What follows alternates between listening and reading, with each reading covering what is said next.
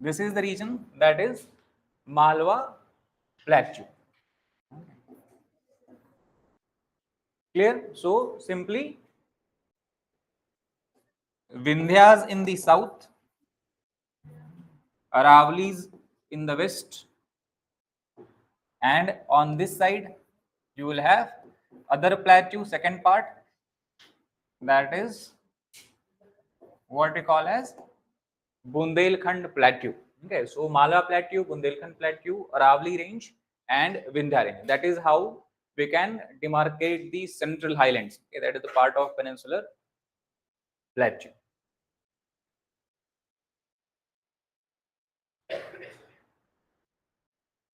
Clear? What is to the north of this region? If you try to imagine the map of India, what do we have on the northern side of this area? Plains are there, right? And what is then? We have the Himalayas are there. So Himalayas, plains. Basically, if you talk about Bundelkhand Plateau, the eastern part of Bundelkhand Plateau, actually, here you have this river, that is the Yamuna River. Okay, so that marks the eastern part of the Bundelkhand region. So that is the overall location or physical setting of this particular region of the highland. So if we talk about Malwa Plateau first, important points about the Malwa Plateau. So Malwa Plateau, here you will find evidences of volcanic eruption. That is the first and foremost point. In the Malwa Plateau, we have evidences of volcanic eruption. That means which kind of rock you will have? You will have volcanic rocks. That means which kind of soil you can get from volcanic rocks? Black soil. Okay, so that is why here we have black soil, you can understand. And which crop is most dominantly grown in the black soil? Huh? Legumes, no legumes. Which crop is associated with black soil? Cotton, yes. So cultivation of cotton is in here. So that is how you have to relate actually. Volcanic eruption, volcanic rocks, black soil, and we have the growth or cultivation of cotton that is done in this Malwa region.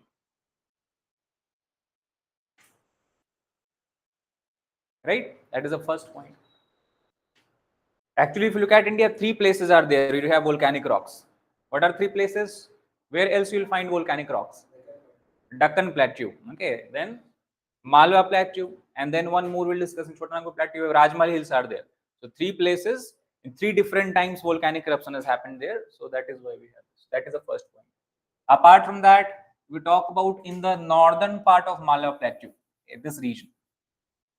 In the northern, northwestern, we can say, in the northwestern region of Malwa Plateau, basically what is happening? 2 rivers are coming. Yesterday we have discussed one river is originating from Aravali's. What is the name of that river? Banas River, right? And one river is coming from Vindhyas, that is the Chambal River. So we have Banas River and Chambal River. Both are meeting and then they are flowing like this and meeting the Yamuna River. Okay. So due to the flow of Chambal and Banas River, collectively, when Chambal and Banas River flows over this northwestern part of Malwa Plateau, what happens? They causes very significant erosion, large scale erosion. Large scale erosion. And due to this large scale erosion, this is called as gully erosion basically. Okay, the type of erosion that happens here, it is referred as gully erosion. Okay, gully erosion. What is gully erosion? Due to erosion, the deep valleys kind of shape are being carved out. Okay, these are extending for 5 meters, 8 meters, even 10, 15 meters. And thus entire topography, actually if you look like, if suppose this is the Malwa Plateau, so this upper entire topography basically looks like hills and mounts like this kind of shape it takes. Okay, where these areas, the valley kind of areas that you see, these are basically the eroded part, right? And this then you have the uplifted part is there. So this entire topography is called as ravines. Okay, and Chambal river is there, so it is also referred as Chambal ravines. Right. So basically, in northwestern part of Malwa Plateau, due to large-scale gully erosion, what kind of feature is developing? The answer will be we have development of Chambal ravines. And what do you think? Will this landform or can this landform be used for some purposes? Can you do agriculture here? No. Can you set up houses here? No. Okay. Can you set up industries here? No. So basically, this is a kind of wasteland. That is why the topography associated with such a structure, it is called as badland topography. So this is an example of badland topography. Badland topography. That is formed by Chambal and Banas river in the northwestern part of Malwa Plateau. And in the remaining part, here and there you have black soils. That is where agriculture is being done.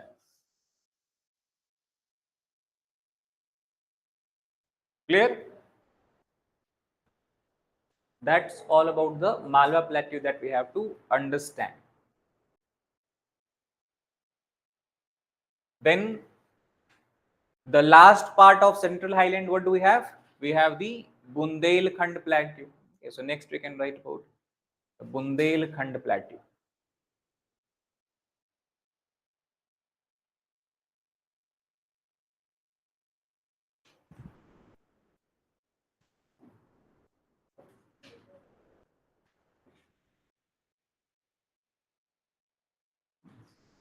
Bundelkhand Plateau. So in Bundelkhand Plateau, first of all, it is spread over two states, Uttar Pradesh plus Madhya Pradesh.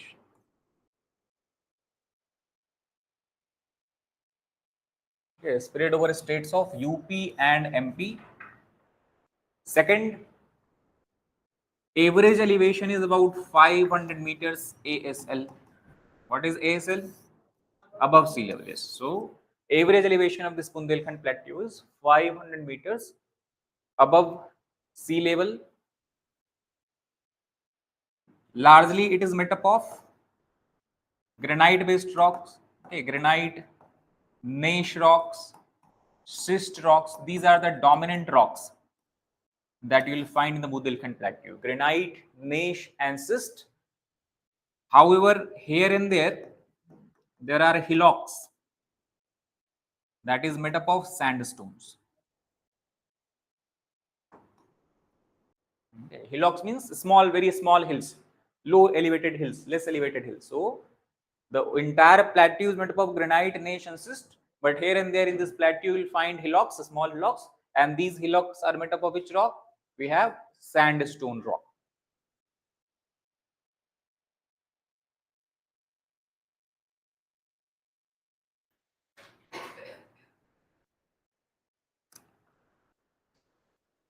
The other important feature of Bundelkhand Plateau is actually plateau is not entirely flat in nature. Okay, it is a kind of very gradually it is rising, then gradually it is falling, then again it is rising, again it is falling.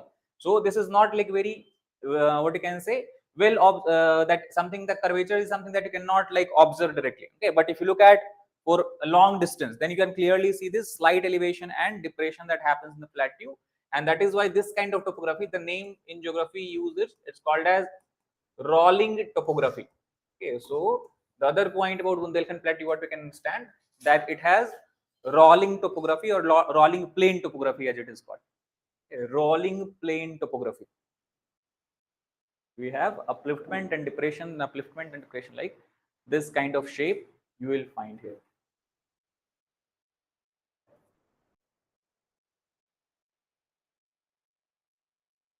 Clear? Rolling topography or rolling plain topography.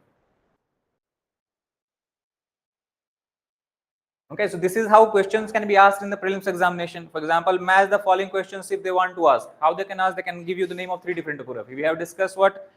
Hogback topography. We have discussed what? Badland topography. We have discussed about the rolling topography. So they can ask you that these topography you will find in which of the physical regions of India. Okay, Himalayas, peninsular plateau, plains like this. Okay, so that is why these terms is basically very important. a lot of details are not required from prelims perspective. Okay, no one is going to ask you what is the height of or elevation of the Bundelkhand plateau. Okay, but what they can ask this match the following kind of question, important features of that plateau, right? So that is what you have to focus upon. But overall, first you need to have clear understanding of all the regions that we are going to discuss. Okay, that where they are located with respect to each other. You should clearly understand that Malwa Plateau, Dandakaran Plateau, Deccan Plateau, what is the relative location with respect to each other. So question is asked like, if you come from north to south or if you move from west to east, what is the correct sequence of the geographical features in India that you will find. So if 5 plateaus are given, you should be able to tell that which will be the northernmost, which will be the southernmost, or which will be the westernmost, which will be the easternmost. That is how you have to focus in learning these physical features, right? So that apart from that, other point about Bundelkhand you talk about, if you look at the location of Bundelkhand, what is happening? It is situated in areas where rainfall is very, very less. So obviously this region is a kind of arid region, we can say. Bundelkhand is an example of arid region, and thus it is also drought prone. It is an arid drought prone region.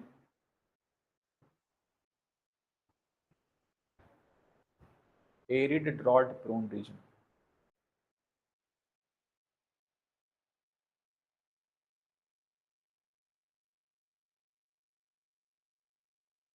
And to tackle this problem, actually, yesterday we have drawn the river that is coming from India. So through Bundelkhand, which river is passing through? It is the river Betwa. Okay, that is passing through.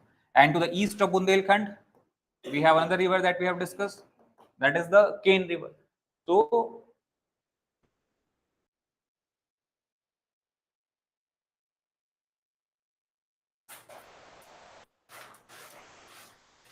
so basically, if we talk about Betwa, in Betwa river, water is very, very less because rainfall is less. In Ken river, water is abundant, surplus, and that is why I think we have discussed that what government has planned, that they will interlink both these rivers. Okay, and that is what we have discussed about Ken Betwa river interlink project. So that project is largely to tackle this problem of aridity and the drought prone nature of Bundelkhand plateau. Okay, that is why we have the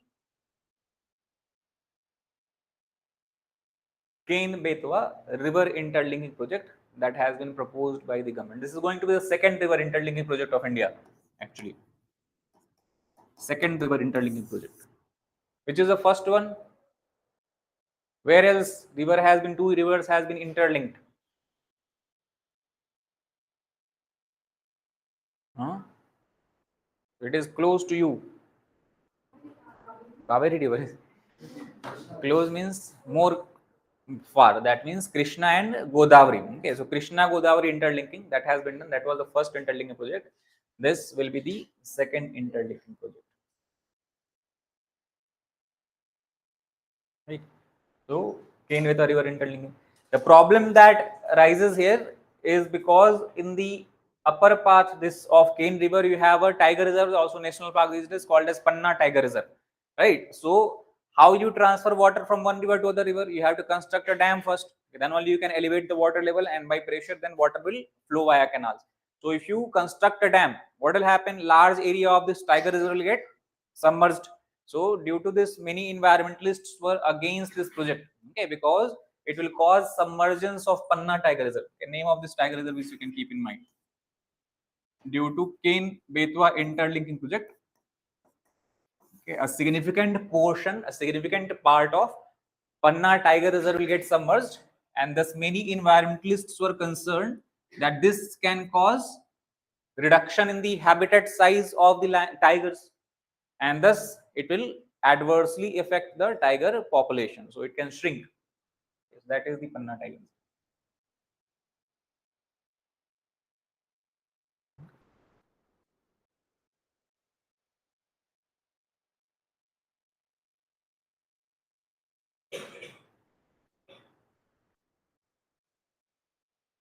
Clear?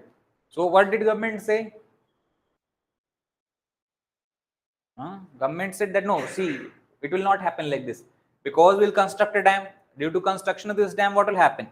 The water availability in Panna Tiger Reserve will increase, If water availability increases, that means more vegetation will grow. If more vegetation will grow, then herbivorous animals, okay, they will have more food. That means the population of herbivorous animals will grow. If herbivorous animal population grow, that means tiger is predator, so the prey population is basically growing. So tiger will have more food. If tiger will have more food, that means they will have more breeding, okay, and that is why the population will increase. Okay, so that is why this concern is not justified, and that is how they have given a go ahead for the Ken Betwa river interlinking project, right? So that's about the Bundelkhand region. Okay, Uttar Pradesh, Madhya Pradesh, two states, it is spread over 500 above sea level average elevation, made up of granite gneiss schist rock. Hillocks you will find that is made up of sandstone. Topography is rolling plain topography. It is an arid, drought-prone area, and the Betwa River is flowing through this region. And thus, to tackle the problem of aridity and drought, the government has sanctioned Ken Betwa river interlink project, which has a potential to submerge a significant portion of Panna Tiger Reserve, adversely affecting the tiger population. Okay, so these are the 5-6 important points we have to keep in mind as far as the Bundelkhand region, okay, is concerned. That completes the first part of peninsular plateau, that is central highland, right? Second, we'll talk about eastern plateau.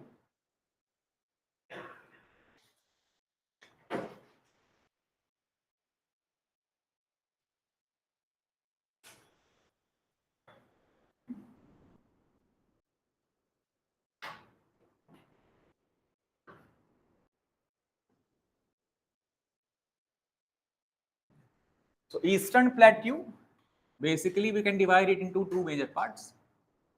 One is the largest part is Chota Nagpur Plateau, and other is Rajmahal Hills.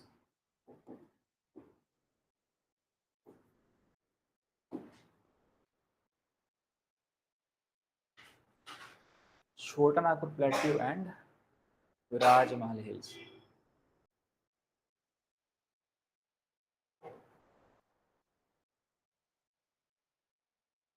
Right. So the significant portion, almost 70%, is Chota Nagpur Plateau. If you talk about this entire area, in Eastern Plateau, 70 to 75% of area is covered by Chota Nagpur Plateau, which itself is spread over 4 states.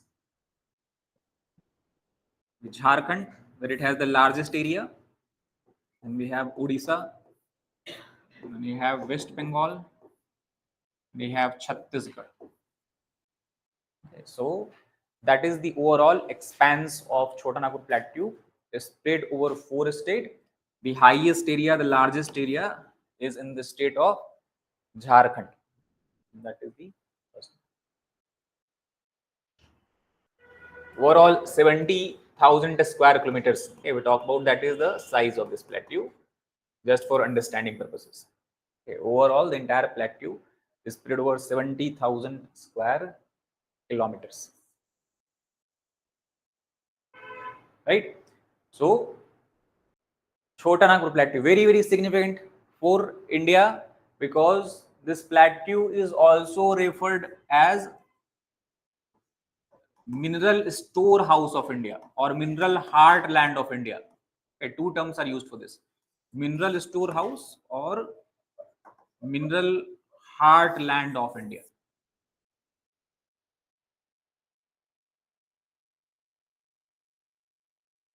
Okay, mineral storehouse or mineral heartland of India, because large number of diverse minerals you'll find within the Chota Nagpur Plateau region that actually act as a raw material for lot of industries, significant industries, important industries, major industries of India, right? So mineral storehouse or mineral heartland of India, and sometimes geographers also call it as a Ruhr or of India, RUHR. Other term that is used for this is Ruhr of India.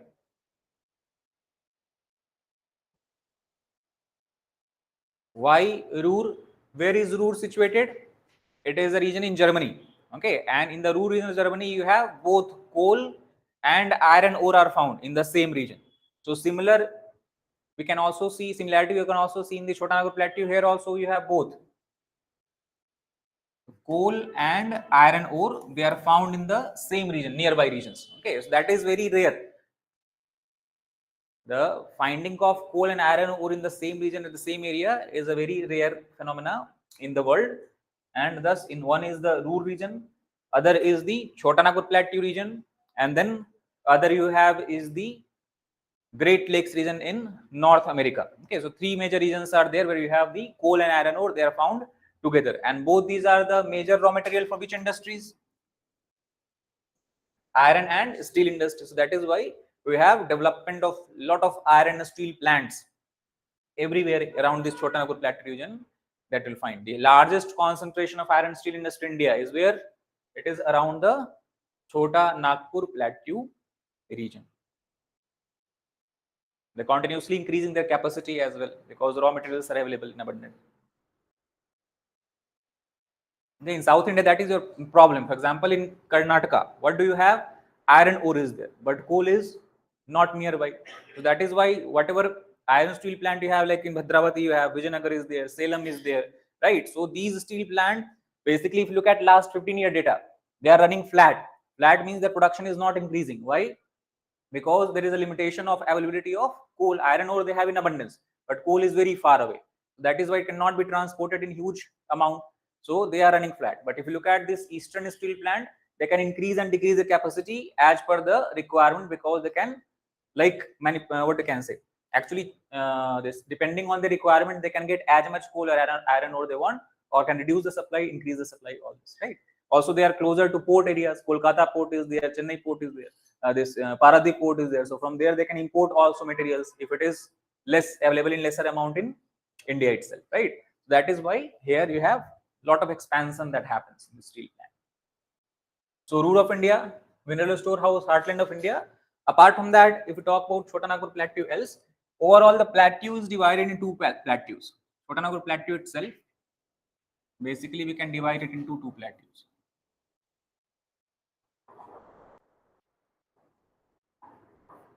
Like this.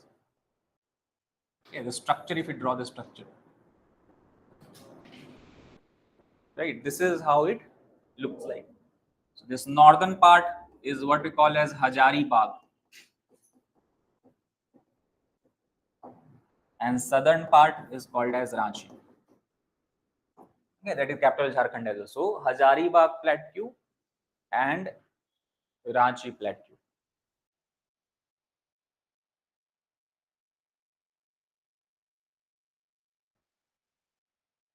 Clear? And in between, what do we have?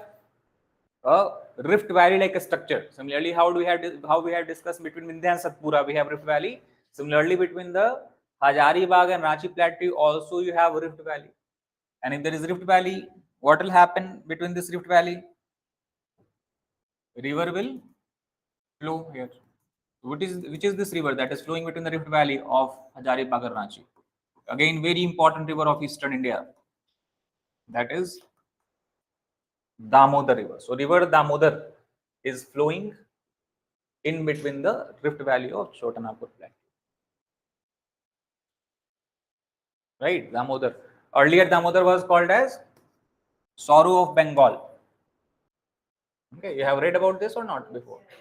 Damodar river was termed as Sorrow of Bengal. Why it is called as Sorrow of Bengal?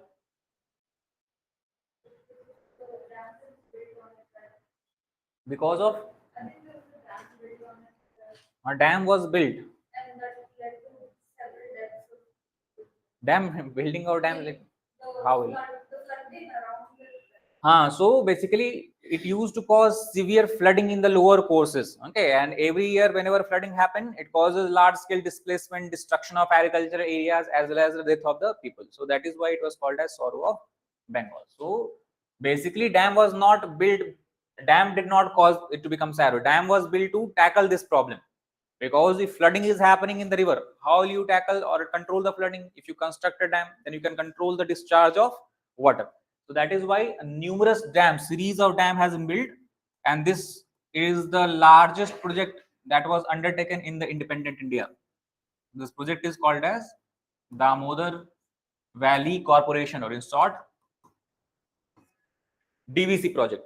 Okay, one of the most significant large scale project that was personally, we can say, what I can say, overlooked by Pandit Jawaharlal Nehru, the first Prime Minister of India. It was one of his major project, okay, that he wanted to undertake. So, Damodar Valley Corporation project, where series of dams has been constructed on the Damodar River, such as you have Maithon Dam,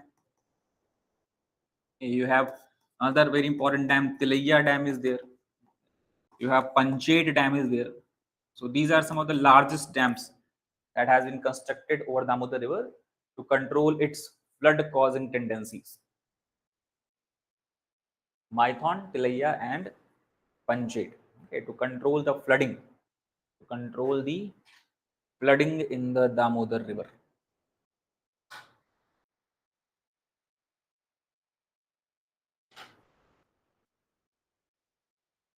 Okay, what are the other advantages then? If you construct a number of dam on a river, what else you can do?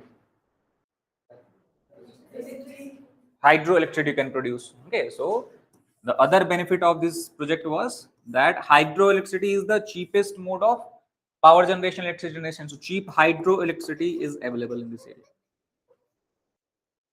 Cheap hydroelectricity. What else? If you are able to control the flow of water in a river, then you can make sure that navigation is possible here. Okay, because every time if you control the flow of water, if you may maintain a sufficient flow of water, ships can fly through this region all the time. So there is inland waterway transportation, IWT. There has been possibility of development of inland waterway transportation.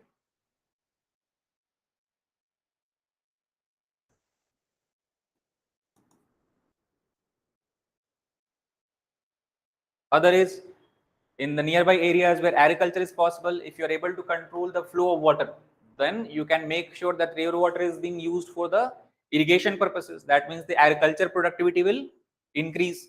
That is why the entire area which was earlier flooded, okay, there was no settlement. Very few people used to live in the floodplains of this region. Agriculture was very, very minimal in nature, right? So the construction of the Damodar Valley Corporation project, though largely it was done to ensure that the floods do not occur in the lower courses of the Damodar River, it has also some added advantages such as production of cheap hydroelectricity, inland waterway transportation, and water availability for the irrigation for agricultural purposes. Okay, so that is why it has helped a lot in overall development of this region. Okay, the lower part of the Bengal, Purulia, and all these districts are there. So that is the DVC. It was actually constructed on the line of TBA project in US. Okay. Same engineers who worked on that project from Netherlands, they were called here. That is called as TVA project. TVA is the Tennessee River is there in US, so Tennessee Valley Authority. Okay, so the DVC project was based on Tennessee Valley Authority project in USA.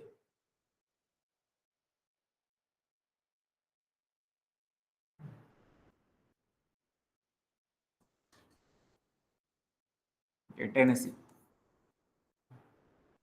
Tennessee Valley Authority project.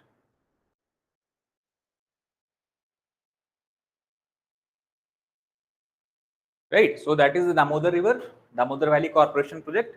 These are the advantages. And if you look at the structure again of the Chotanagpur plateau, what kind of structure it has? It's not that it is a steeply sloping plateau. How it is sloping? In a stepwise manner. Okay, that means height is reducing like this. Then again you have like this, then this. So everywhere you have on every level, a dam has been constructed like that. So basically this structure is what we call as landing stair structure.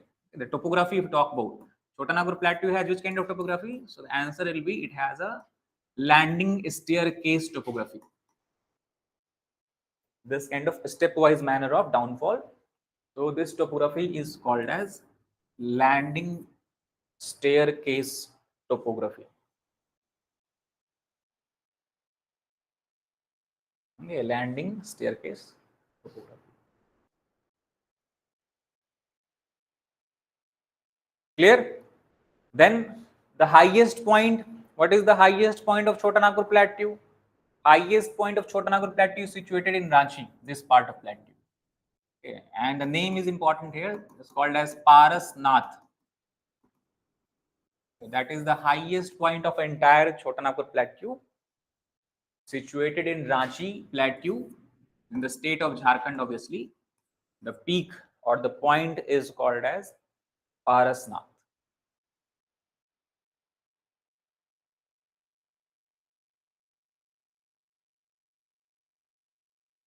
Clear up to here? Then, apart from this, the rivers are important to understand. Which rivers are originating from Chotanagpur Plateau? So, one river obviously is which river? It is the Damodar River flowing between the Rift Valley in the Chotanagpur Plateau region. But apart from that, if you take a top view of the Chotanagpur Plateau, suppose this is the Chotanagpur Plateau, okay, looking from the top. So basically, what is happening? Rivers are coming out and flowing in different directions from Chotanagpur Plateau.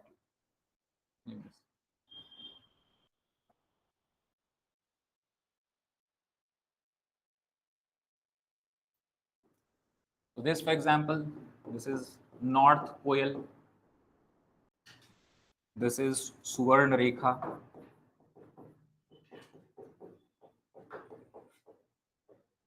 Okay, this is Brahmani. This is South Koyal. Then we have other river, that is Sankh River. Sankh, S-A-N-K-H. Sankh River. So these are some of the notable rivers that originate. And obviously Damodar River we have discussed. It is flowing like in middle part here, Damodar. These are the main rivers that flows out from the Chotanagpur Plateau. North Koyal, Damodar, Suvarna Rekha, Brahmani, South Koyal, Sankh.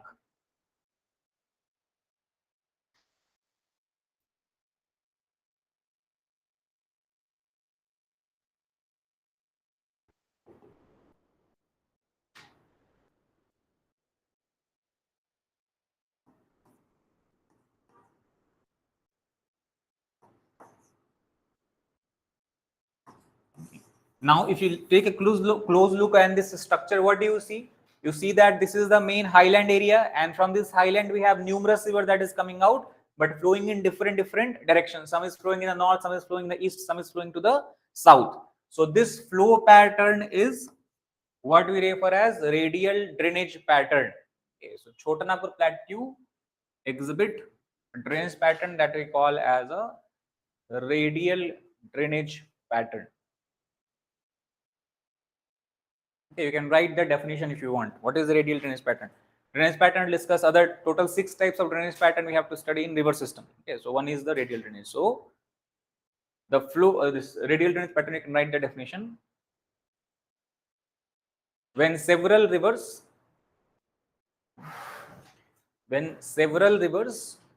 originate from a common highland, when several rivers originate from a common highland and flow in different directions.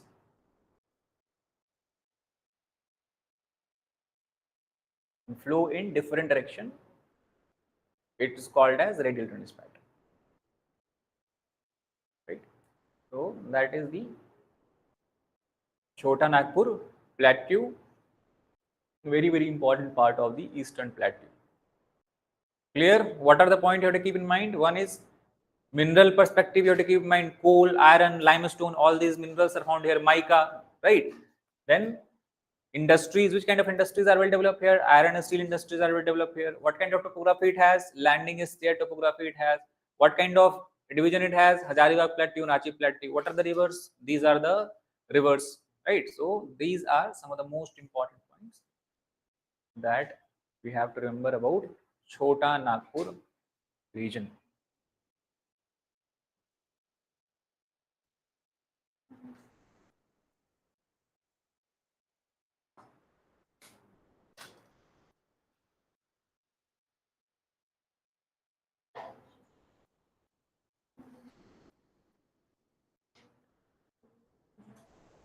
Okay, so that's about Chota Nagpur Plateau. Then the next is, what is the next? Rajmal Hills. Okay, situated on the northeastern edge. The Rajmal Hills is situated on the northeastern edge of Chota Nagpur Plateau.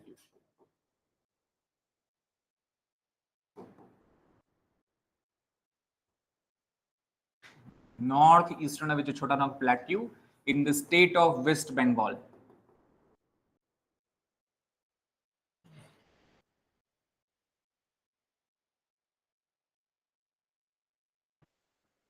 So these are not very high hills. Most of hills are in the range of 500 to 700 meters elevation. Okay, so low lying hills basically.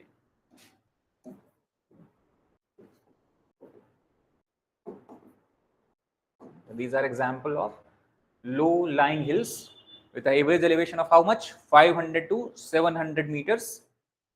So why these hills or how these hills have formed? How do hills form? What are the process through which a hill can develop? Don't know. What is the process? How a hill or mountain forms? Mountains are formed differently, hills form differently.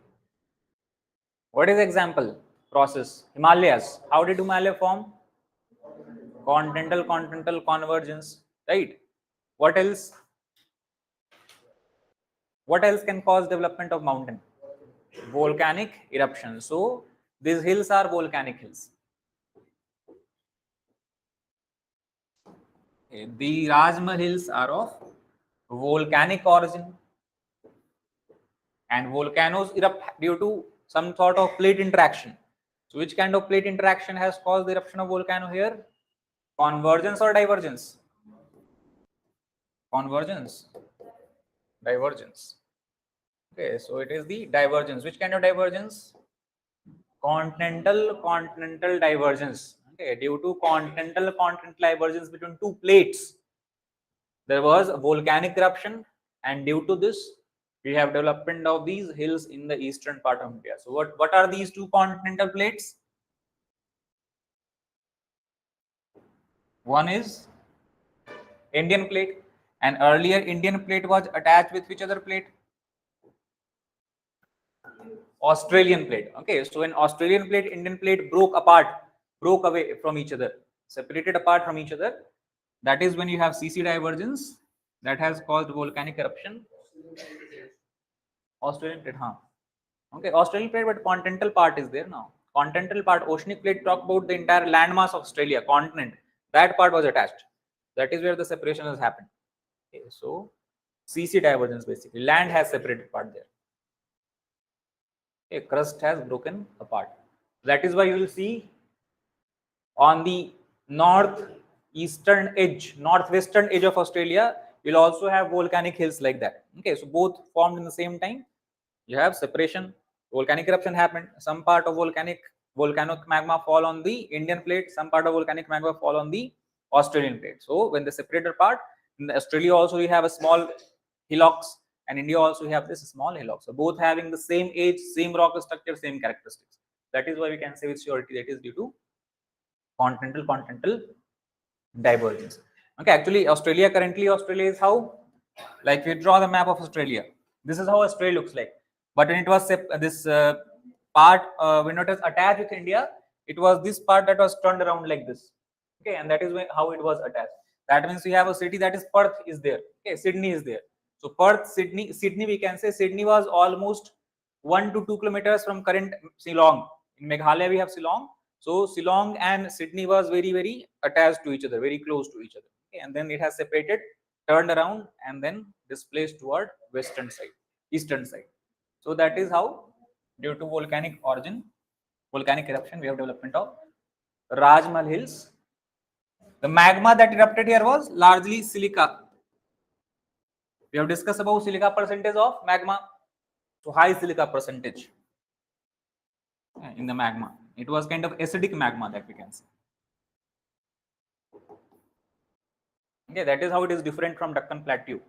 In Deccan Plateau, which magma you have? basaltic basic magma. Here you have acidic magma, right? And that is why in this region, if you go, you will find a lot of rice kind of particle, rice shaped particles. These are basically silica that is found here. So if a well is dug in this region, and many time when people are pulling up water from the well, what happens? These silica particles come along with the water and look like that there are a lot of rice present there, but this is not rice, look like rice shape, but they are basically what? Magma particles, okay, rock particles. That is why sometime in marriage, in tribal marriages, you have Santhal tribes that reside in this area. So they have this custom in marriage where what they do to make fool of a groom, they cook this rock, okay, as a rice, and the groom has to identify which is original rice, which is false rice. Okay, so this is a kind of game they play during marriage. So all this ritual is there. That is because of acidic magma. So Rajmal Hills. That is all what we have to understand about the Raj Mahal Hills. Tribe name you can write down, Santhal tribes. The Raj Mahal Hills are basically populated by Santhal tribes. That is different. They make something different from them. Add something. Otherwise, just rock. So Santhal tribes that reside here. Okay, earlier they used to occupy this plain region, but when British came, they wanted to do agriculture in this region, so they pushed all the Santhal tribes in the mountains and then gave all this land of the tribe to the agricultural settlers of North India. Okay, so they settled in the plain. Santhals were pushed into these hill areas. Okay, so that is because of British policy. So basically, we talk about what we have discussed. Here we have Chotanagpur Plateau, and on the northeastern edge of Chotanagpur Plateau, what do we have? We have this hills. Rajmal Hills are there, and Rajmal Hills are in which state? West Bengal, Meghalaya, West Bengal. Okay, and then here you have a gap is there, and on the other side of gap, what do you have? You have another hill sets, and this is what? Meghalaya Plateau, right? So Chotanagpur Plateau, Rajmal Hills, then there was a gap, and on the other side of this gap, you have Meghalaya Plateau. Okay, that is also part of Plateau. This gap is what we call by two names. One, it is lying in the Malda district of West Bengal, so it is called as Malda Gap. And second, on this side, which hills do we have? Rajmal Hills. On this side, which hills do we have? The first hill of Meghalaya Plateau. This is the Garo Hills. So that is why it is called as Garo Rajmahal Gap as well. Garo Rajmahal Gap. So two names are given to this gap. Malda because of Malda district, and Garo Rajmahal Gap because two different mountains are on both sides.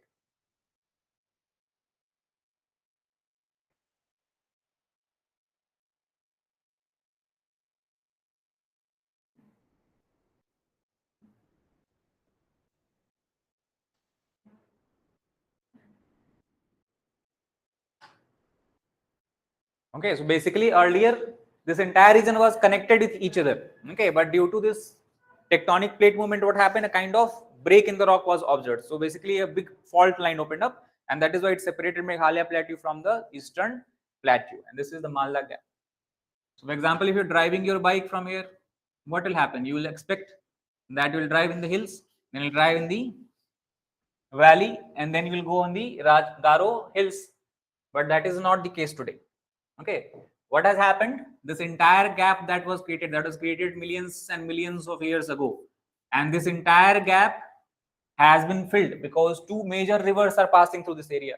One is the major Ganga river that goes into Bangladesh, and from that side we have the Brahmaputra river that is also turning here and going to Bangladesh. So both Ganga and Brahmaputra river, they have filled up this entire gap region with the sediments that they have brought. Okay, so this is the other point you can write. The entire gap is not visible anymore today. The entire gap has been filled up with Ganga and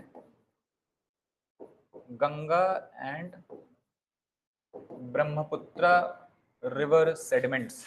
Ganga and Brahmaputra river sediments.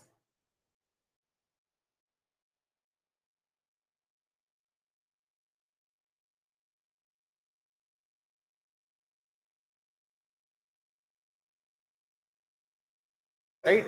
So Garo Hills. What are the other hills of Meghalaya? Khasi Hills are there. Then what else? Jayantia Hills are there. Okay, so three major hills: Garo, Khasi, and Jayantia. These are three hills of Meghalaya Plateau. The highest point of Meghalaya Plateau is situated in the Khasi Hills. In Meghalaya, the capital of Meghalaya is Shillong. Shillong is the highest point. In Shillong also, it is the peak that is called as No Creek. Okay, so No Creek Peak in Meghalaya, that is the highest point of Meghalaya Plateau.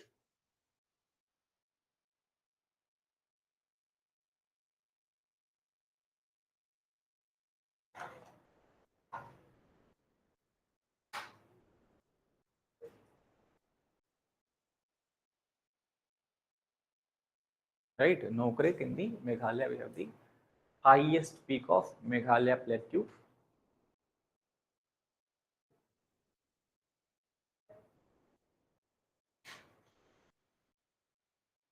Okay, if you go more slightly to the east, some smaller hills you will find here. Example, here you have Mikir Hills are there, Mikir. That is also a small hillock, Mikir.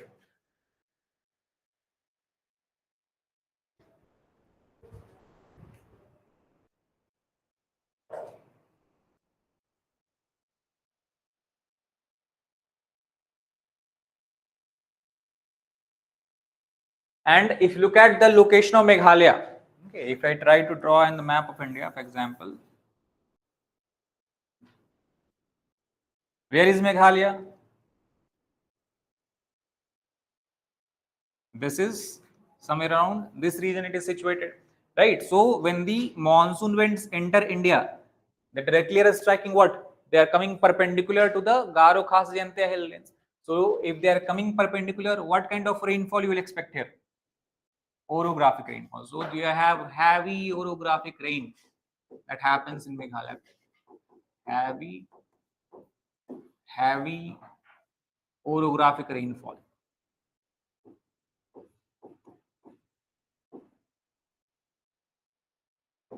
And second effect you will observe is what we term as funneling effect. Apart from orographic effect, the monsoon winds also experiences funneling effect.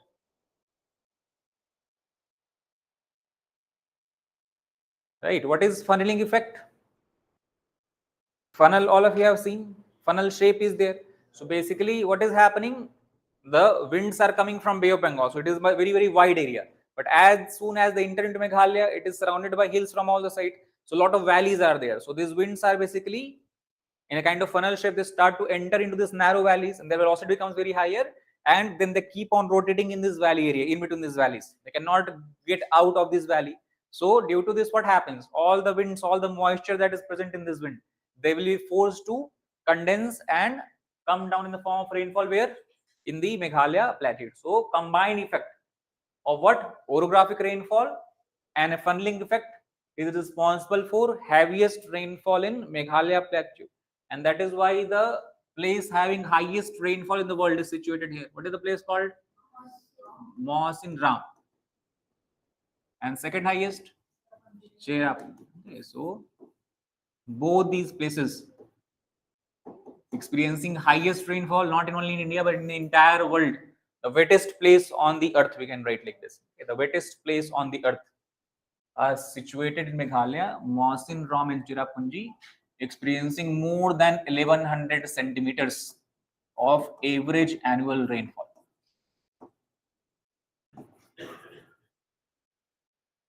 more than 1100 centimeters of average annual rainfall.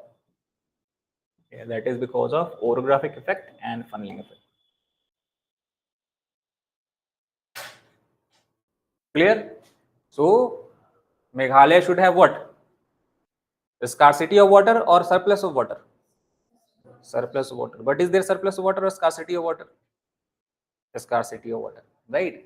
So why there is a scarcity of water if it is the wettest place on the earth? Hmm? No matter whether leave it, rainfall is there, water should be there.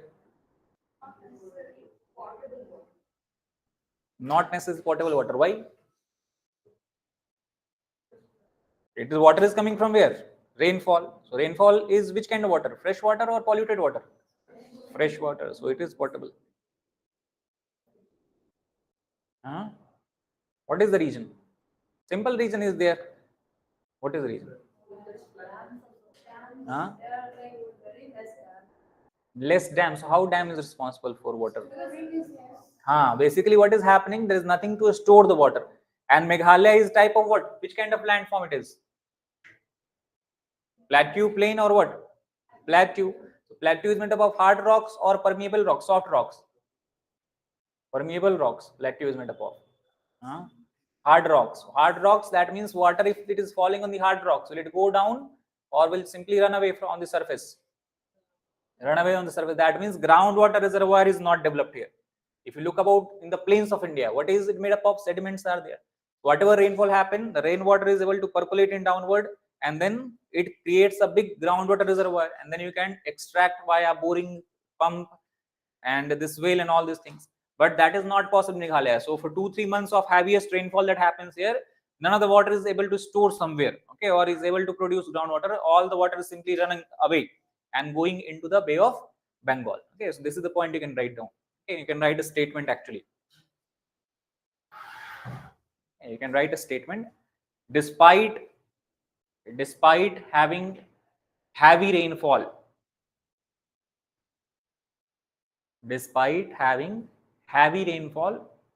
Meghalaya faces scarcity of water. Despite having heavy rainfall, Meghalaya faces scarcity of water as it is made up of hard impermeable rock. As it is made up of hard impermeable rock which runs away to the sea.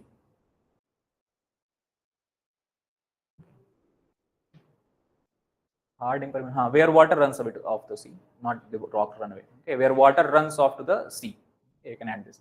Made up of hard impermeable rock where water runs off to the sea. Right. That is why storage is not there. Malda Gap, West Bengal, Bangladesh border, it is here.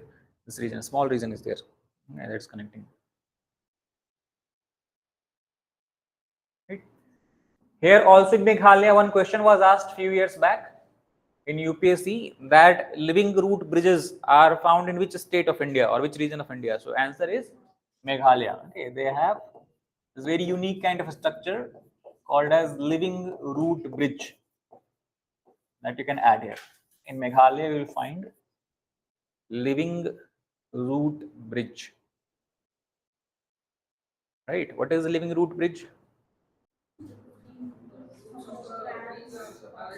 Basically, when they have growth in the tree roots, basically it is molded in such a way that it attaches from one place to other place. So whenever streams are there, small streams are there, gaps are there, these act like a bridge. Okay, there are very dense network of roots are there, very heavy dense network of root. So you can easily walk over them and cross from one side to the other side. So these root are not like made up of broken root or cut off root. It is a living root. Okay, that means continuously growing attached to the tree and also acting like a bridge. So that is unique point you will find in the Meghalaya. So living root bridges.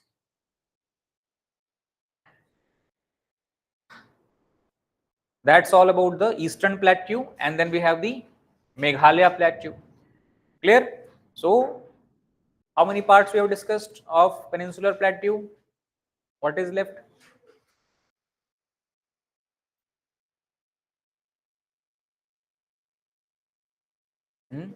Central Highlands we have discussed. Then we have Eastern Plateau we have completed.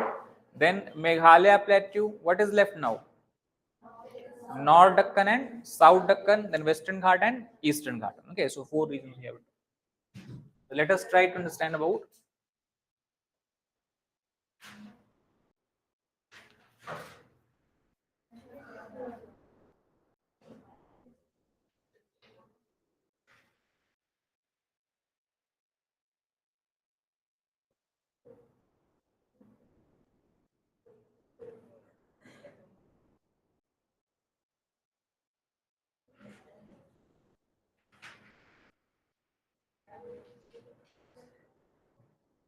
North Deccan. We talk about the North Deccan. So North Deccan basically it is made up of 3 regions are there. What are 3 regions? Satpura range, then we have Narmada Valley, and then we have Maharashtra Plateau. So these 3 regions make up North Deccan.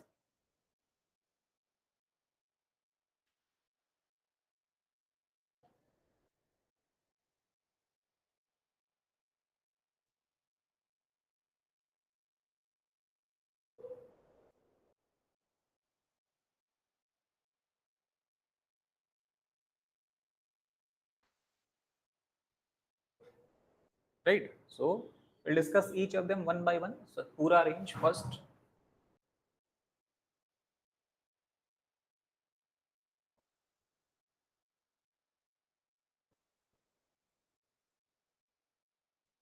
So first point we have discussed yesterday itself, that this is how the structure of Satpura range looks like. Which range is here? Which is this mountain? Huh? What is the name of this hills? This is Vindhyas and this is Satpura. And in between what do we have? Narmada Rift Valley.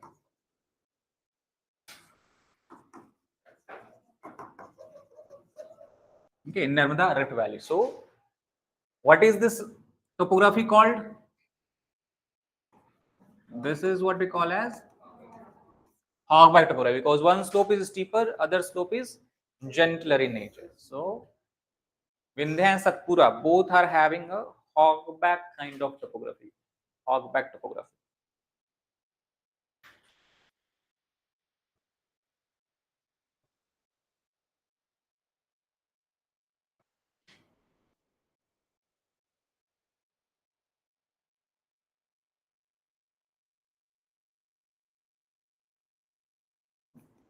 And Satpura range overall can be divided into 4 hills from west to east.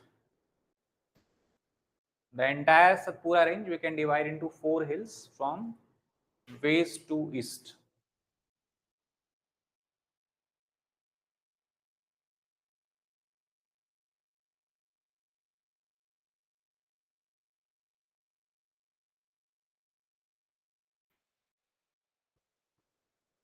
What are the name of hills?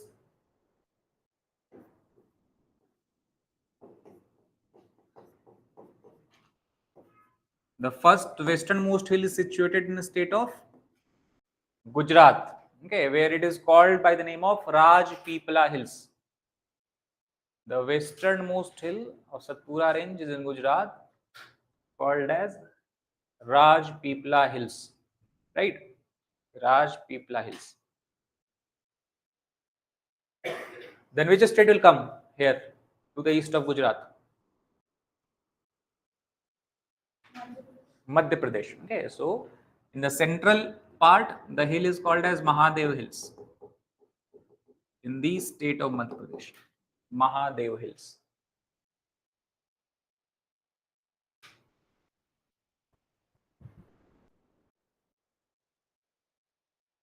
Then eastern part, this is the hill that is called as Amarkantak.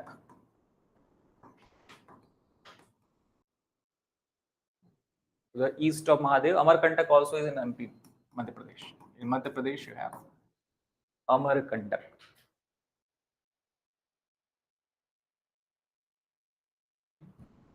And then in the state of Chhattisgarh, this is other hill that is called as Maikal Hills. In the state of Chhattisgarh, we have Maikal Hills. So these are the 4 ranges that is part of Satpura. Rajpipla Hills, Mahadev Hills, Amarkantak Hills, and the Maikal Hills.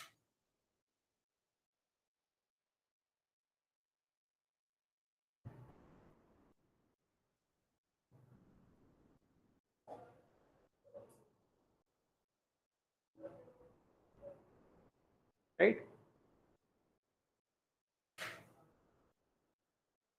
Then if we talk about the highest point or overall length, if we talk about from west to east, if you look at the entire stretch of Satpura range, it is 900 kilometers. The entire length of Satpura from west to east, it is 900 kilometers.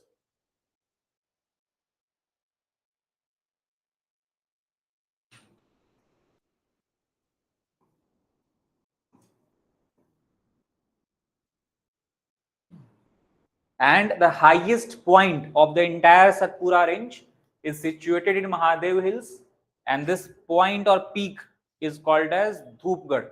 Okay, Dhupgarh peak, the highest point of entire Satpura range, located in Mahadev range.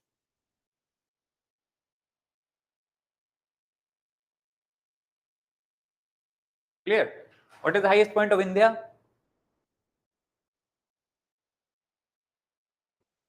Huh? Goodwill Peak. Okay, highest point of Aravallis. Again, 1 second again. Huh? You need to remember all this, whatever we discuss. What is the highest point of Aravallis? Guru Sikhar. Okay, what is the highest point of Himalayas?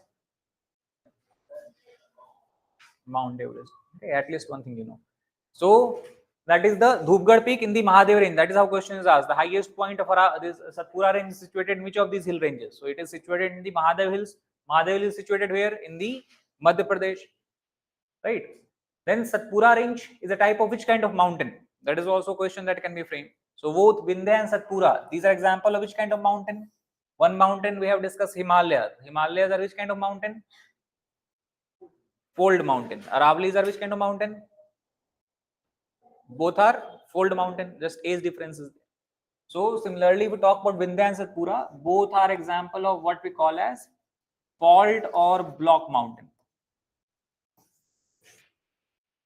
Vindhya, Satpuras are example of fault or block mountain. Okay, because earlier they were same mountain range. Due to plate tectonics, what happened? The central part basically broke away. Okay, creating a valley-like structure. So it is because of what we can say. How valley develops? Rift Valley develops. East African Rift Valley. How it has developed? Divergence. Similar kind of divergence has happened earlier. It is believed that cause a rifting or rift to appear between the Vindhya and Satpura. Okay, and later on there is evidence of folding as well, because when Indian plate collided with the Eurasian plate, there was some pressure that was exerted on the central part of India as well. So some sort of folding there also we observe. Okay, so evidences of folding is also there. However, mainly these are which kind of mountain? Fault mountain or block mountain. Okay, block because this is one block, this is second block. In between blocks, what do we have? Valleys there. So geographically, what is this block called? This uplifted part is what we call as horst, and this depressed part, the valley region, is called as graben. So we have horst graben topography also we can write. In examination it can be asked that in which part of India you see horst graben topography. It is in the Vindhya Satpura range. So Vindhya and Satpuras are example of horst, and Narmada Rift Valley is example of graben. Horst and graben.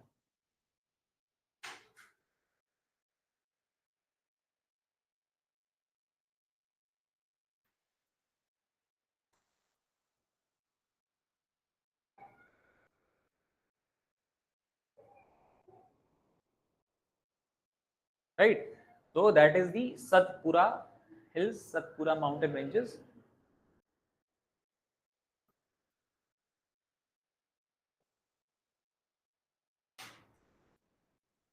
Okay, so why it is called as Satpura? What does Satpura means? Sat plus Pura. What is Sat? What is Pura? Sat is 7 or 100. Satak. Okay, what is 100? So earlier people used to believe, because people earlier cannot see the entire topography. So if people are living in area, everywhere what they see? They see mountains. So they think that hundreds of mountains must be there. Okay, because everywhere we are seeing just mountains. So Sat and Pura means simply residential area is called as Pura. Okay, town or city or habiting place. So Satpura. Other theories, if you look at history, historically, like if you go in mythology, it is believed that there was a city called as Satpur city here. Okay, but in Satpur city, there was a demon that was roaming around. And thus, when this demon was roaming around, he was killing all these people, saints, sages. And thus, it happened during Dwapar age, Dwapar Yug. Which god was there in Dwapar Yug? Lord Krishna. Okay, so it is believed that Lord Krishna came and this demon was very powerful. So to basically pacify this demon or to kill this demon, he took the mountains from somewhere and put over the demon. So that is why you have this Satpura range. Okay, that is the Lord Krishna has put to protect the city from the demon that is underground now. Okay, that is the theory. That is Satpura we have. Right. So this very interesting. To the southern part of Mahadev Hills, somewhere here. Which state will be here to the south of Madhya Pradesh? Maharashtra. So in Maharashtra, there is a small plateau that is called as Betul, Betul. Just to the south of Mahadev Hills, we have a plateau in Maharashtra that is called as Betul Plateau.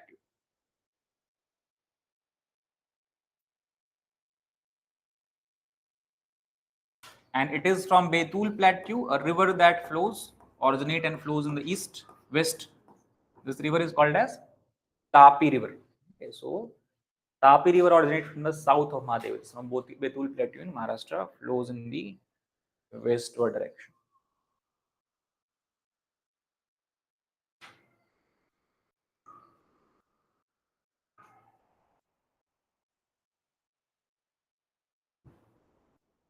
And which is the other river? Narmada River. So Narmada is to the north of Satpura or south of Satpura? Huh? This side or this side? South. Then where is Vindhya?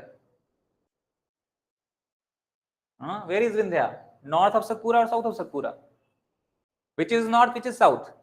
Vindhya is north or Satpura is north? Hmm? Vindhya is north. And then where is Narmada River? In between Vindhya and Satpura. So Narmada is to the north of Satpura or south of Satpura? North of Satpura. So Narmada River is flowing where? In this region. So where does Narmada originate from? This. What is this called? Amarkantak. So from Amarkantak hills, we have the origin of river Narmada that flows. Origin of river is very, very important. Narmada river originating from Amarkantak. Tapi river originating from Betul. One flows to the north, one flows to the south.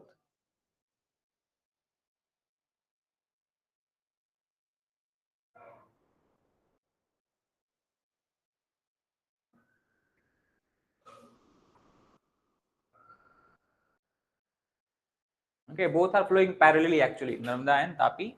One to the north of Satpura, one to the south of Satpura. Right? Amarkantak. One question that was asked in UPSC in 2017, that from Amarkantak hills, two rivers originate. No, this Amarkantak was not given. It was given that from central part of India, two rivers originate. One river flows to the west and drains into Arabian Sea. Other river flows in the east and meet with one of the major Himalayan rivers. What is this place called? Understood the question? What is the question? From the central part of India, two rivers originate. One flows to the west, drains into Arabian Sea. Other flows to the east and meet with one of the major Himalayan rivers. What is this place? This place is Amarkantak Plateau. Which river is flowing to the west and draining into Arabian Sea? Narmada River. And from the east, we have a river that is called as Son River. So Son River originates from the eastern part of Amarkantak and meets with which other river? Son is tributary of which river? Ganga River. Okay, so you can draw there as well. From eastern side of Amarkantak, Son River originates, meets with the Ganga River.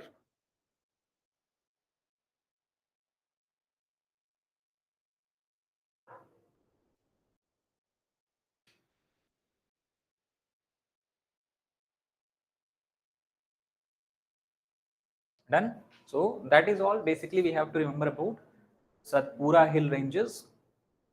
It is very densely forested areas actually. Okay, if you look at this part, this is eastern part or western part? Eastern or west?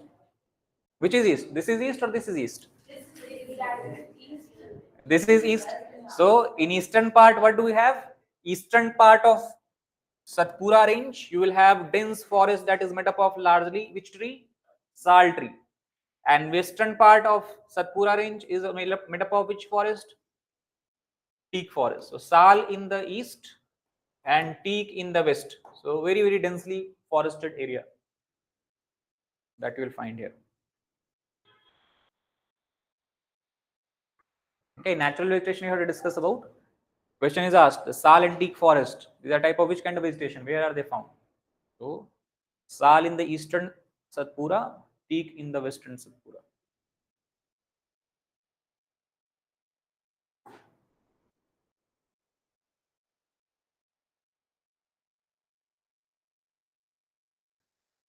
Done? So that's the basic point about Satpura. So obviously, if it is a dense forest area, what you will find in Satpura ranges, lot of national park, tiger reserve, biosphere reserves, all these are situated.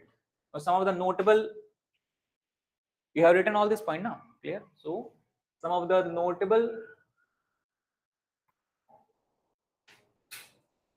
where do we?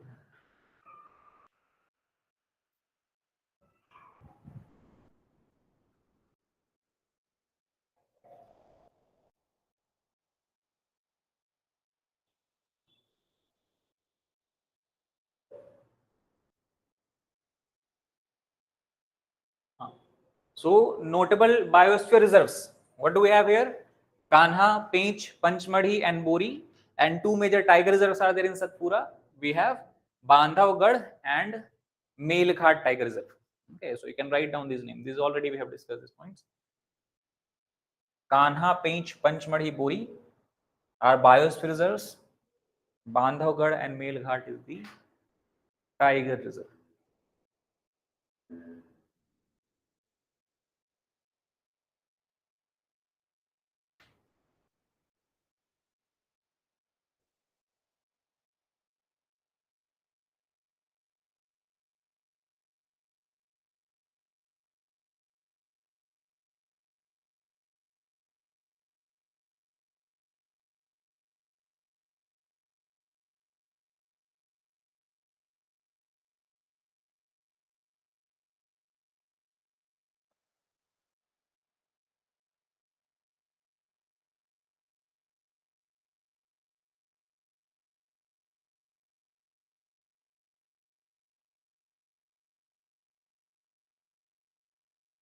Right, that is about the Satpura range. So Vindhya, Satpura, Aravali.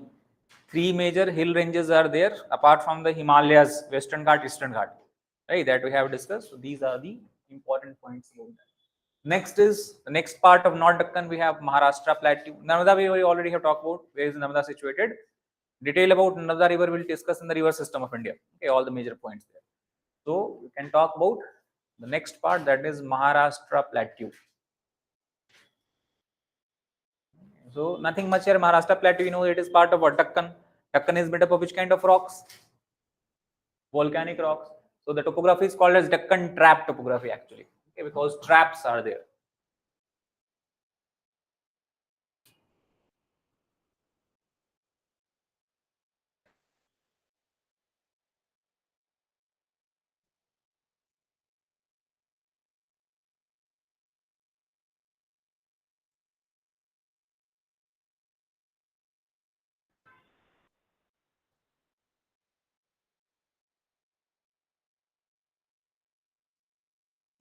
Okay, so basically Deccan Plateau, like Maharashtra Plateau, if you look at the structure, it is not that a single layer of the rocks are there. What is happening? Magma, when it is erupting, it is not that one time all magma erupt and then everything stops. Eruption of magma will happen at periodic interval. So the first layer of magma, it erupted, solidified into rock. And again, what happened after some time? Fresh layer of magma erupted through this rock and formed the second layer. Then third magma erupted, formed the third layer. So overall, you have layers of rocks. Magma, this cooled magma rocks are there, volcanic rocks that is found. So each of these layers is called as what? Trap. Okay, so that is what is called as Deccan trap topography. And in between two traps, the term that is used called as intertrapian bed. Okay, the region, the zone between two different traps is called as intertrapian bed. Intertrapian bed.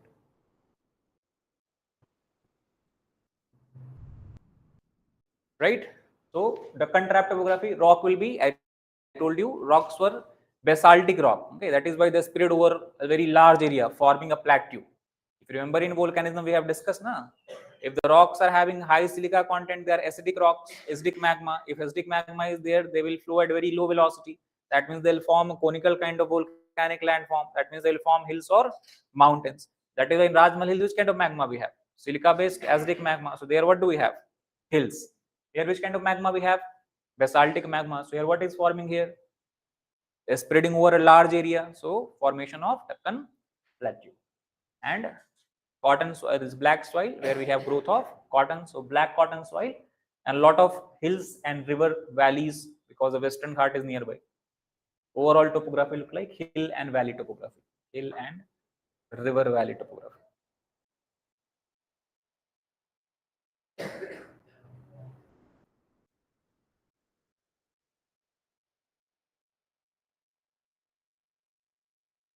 Okay, major rivers originate from Maharashtra itself, the longest river of peninsular India. What is the river? Which is the longest river of peninsular India? South India. Huh? Which river? Mahanadi. Mahanadi is in East India. More south. Which is the river? Godavari river is longest one. Okay, 1470 kilometers. So Godavari originates from where? Maharashtra. Krishna is second longest river. It also originates from where? Maharashtra. So Godavari, Krishna, Bhima, Purna, Koyna, a lot of rivers are there. They originate from Maharashtra plateau, carving out a valley, okay, in the plateau, forming a hill and a river valley topography. Okay, both are very small. Like Godavari and Krishna have similar length. Godavari is 1470 kilometers. Krishna is 1400 kilometers. Okay, so just 70-kilometer difference we have. Which is the longest river of India? Ganga river. Okay. Which is the longest river if you consider a river that is originating outside India but flowing through India? Brahmaputra is longest or Indus is the longest? Indus river. Okay, 2900 kilometers. That is longest river. Brahmaputra is the wide, largest. There is no widest river. Wide width will vary from place to place. Okay, largest in terms of water volume. Brahmaputra is the largest. Ganga is the longest river of India. Basic things are there.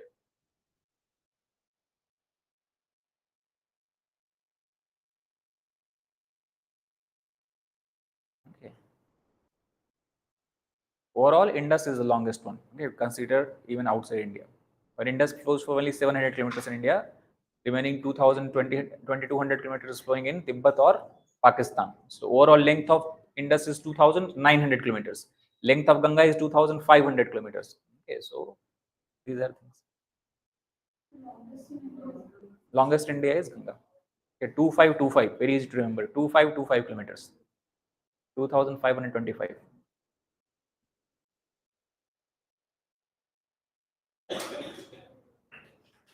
Which is the longest river of the world? Nile River. Which is the largest river of the world? Amazon River. So, that is about the Maharashtra Plateau Deccan Trap topography we have discussed.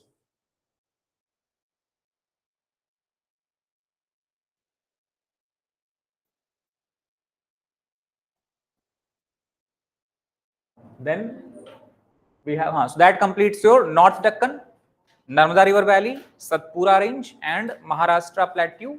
Then we come to the South Deccan. South Deccan simply divided into two parts. One is the Karnataka Plateau, other is the Telangana. Okay, Karnataka and Telangana.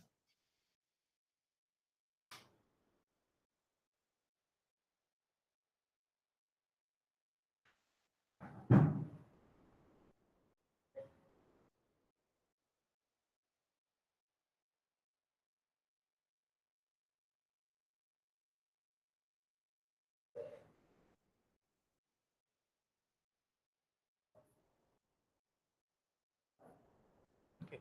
So Karnataka Plateau overall, if you talk about, we can divide into several parts.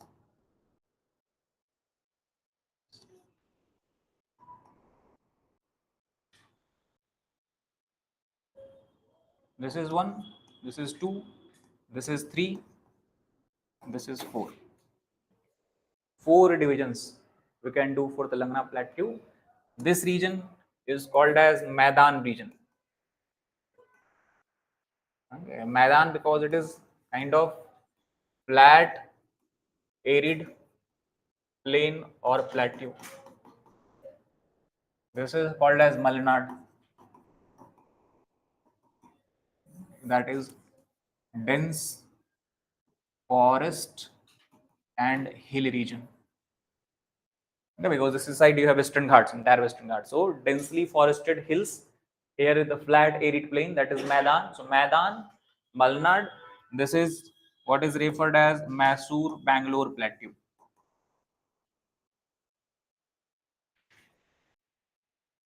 Mysore Bangalore Plateau. And the central part you have Baba Budan Hills.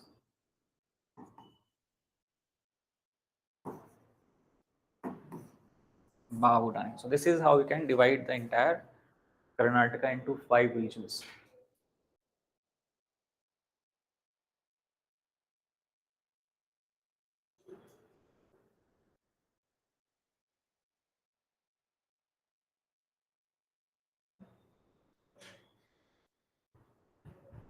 Right? Maidan is what? Flat, arid, plain or plateau structure, because simply what is happening? Western Ghat is there, winds are coming from there, so heavy rainfall will happen where? On the western slope. Eastern slope, what will happen? Rain shadow region. So due to this, what kind of area it will form? Arid landmass, so flat, arid topography. This side dense forest and hill because of the orographic effect. This side it is the high elevated area, Mysore Bangalore Plateau. And central part there in the Chikmagalur, you have the Baba Budan Hills region, which is the highest peak of Baba Budan Hills. On the plateau region of Karnataka, the highest peak is also situated here, that is Mulyangiri. So, highest peak of Karnataka plateau. Western Ghat we are not considering right now. Okay, that is separately. The plateau region, the Mulyangiri in the Bahudan Hills, that is the tallest peak, highest peak. And overall in this region, you will find large reserves of iron ore. Right, like Kemagundi mines are there. What else? Phosphate. What else? Bellari. What else? Kudremukh. Okay, so these are the areas where you have rich reserve of iron ore. You will find Bellari, Hospet, Kemagundi, Kudremukh. Okay, all other regions are there as well.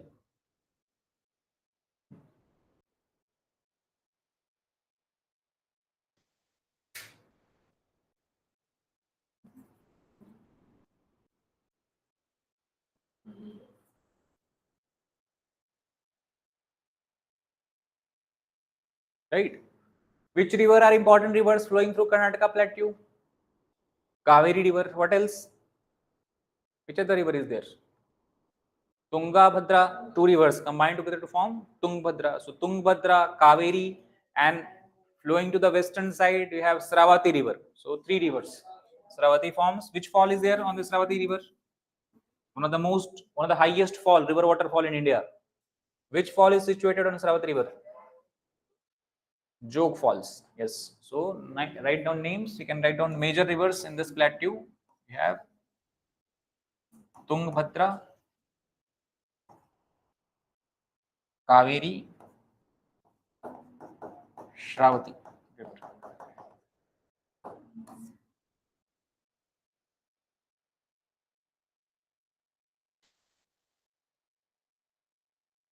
One other river is there actually, but that is on the Western Ghat side. On it, right?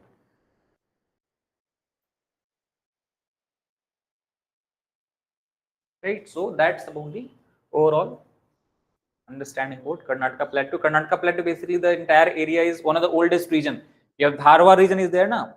In Dharwad region is considered as the oldest land block of India, and one of the ancient, most oldest land block of the world as well.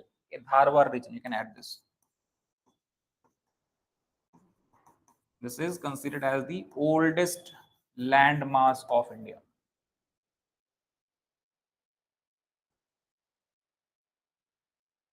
Oldest land mass of India. Entire plate, Indian plate actually is not a single plate.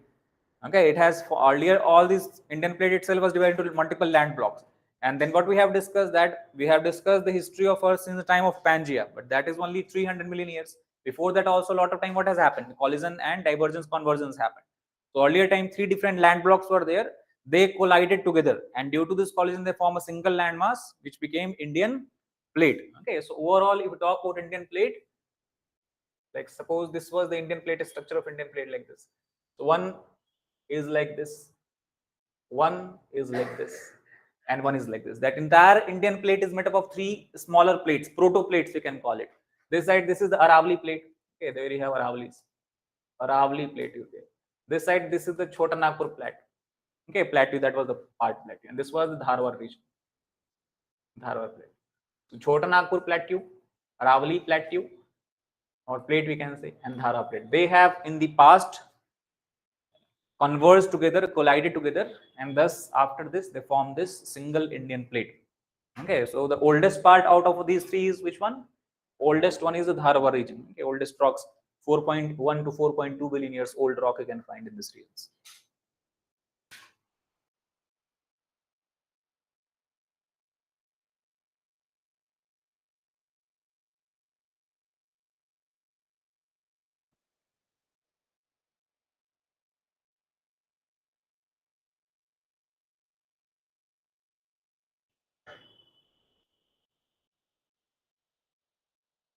Okay, so that's about Karnataka plateau completed, right? Then next, what do we have?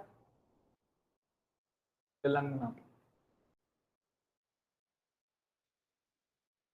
Okay, so Telangana, you know that this is the upper region. Earlier it was Andhra Pradesh, later on it has bifurcated. So upper part of Andhra Pradesh, that is where we have the Telangana plateau. So some points, important points about Telangana. Average elevation is less 500 to 600 meters only on an average, and elevation decreases from south to north. Southern side is higher, northern side is less elevated. Elevation or height decreases from south to north, dissected by 3 main rivers, Godavari, Krishna, and Penneru, and ghats versus Peni plains.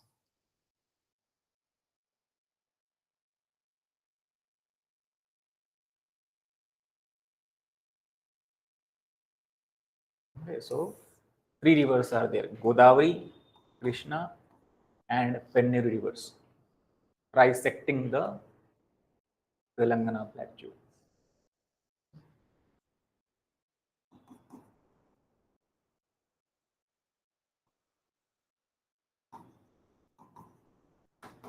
The entire plateau is largely made up of Archean era gneiss rocks.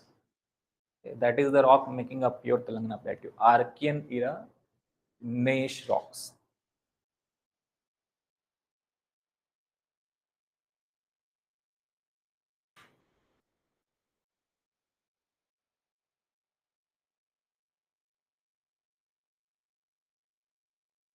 Clear? And 2 most dominant feature of Telangana plateau is what? Ghats are there, and what we call as penny plains. So ghats and penny plains, 2 dominant feature of Telangana plateau. What is ghats? Western Ghat. What is Ghat? Hilly areas. Okay, that is called as Ghat. So hilly region. Hilly region of plateau are referred as Ghats. Okay, which are the hills in Telangana? North you have Satmala hills are there. In the south, you have Tirumala hills are there, Tirupati is situated, right? So these are some of the notable hilly areas. So hilly areas of the Telangana is what we call as Ghat region. Ghat region. Tirumala, Satmala, two names you can write. Tirumala hills and Satmala hills. And what is Penny Plain? Penny Plain is, yesterday I told you, plain can form in two ways. One by the deposition of sediment, other by the erosion. So penny plains are which kind of plain? Erosional plain. Okay, so penny plains means it is a erosional plain formed by erosion. Okay, erosional plain.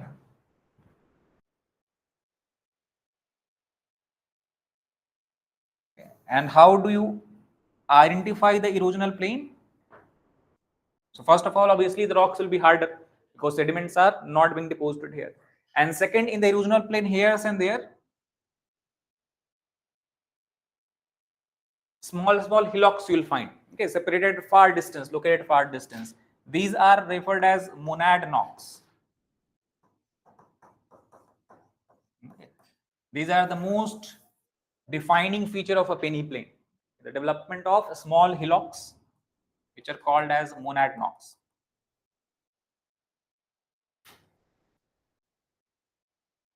Okay, monad knocks are basically, it is nothing but residual hills we can write. It is example of residual hills.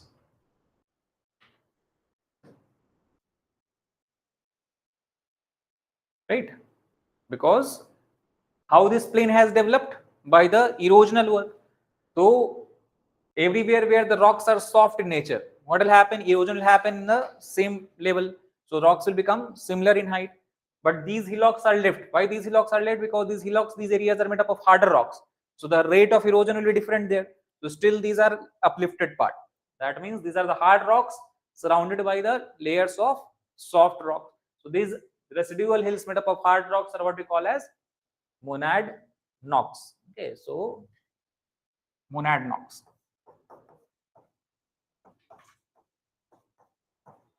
The most famous monad knock of the world actually is situated in Australia. Okay, that is called as Ayers Rock. That is the most popular monad knock. Everywhere you'll see the photograph of this also many times. Made up of sandstone. You have red sandstone. That is Ayers Rock.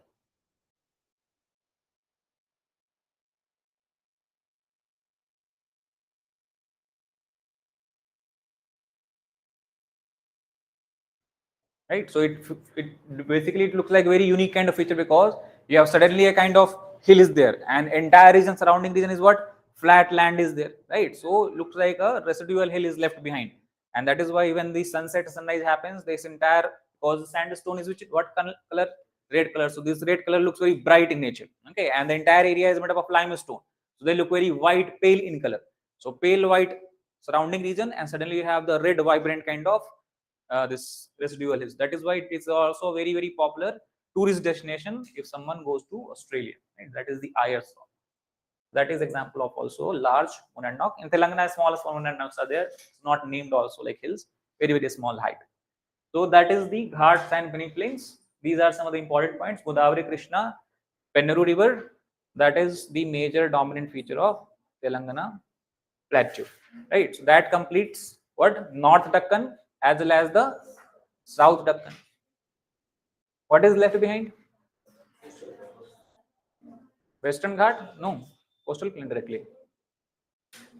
Western Ghats and Eastern Ghats. They are also part of what? Peninsular plateau. So Western Ghats and Eastern Ghats.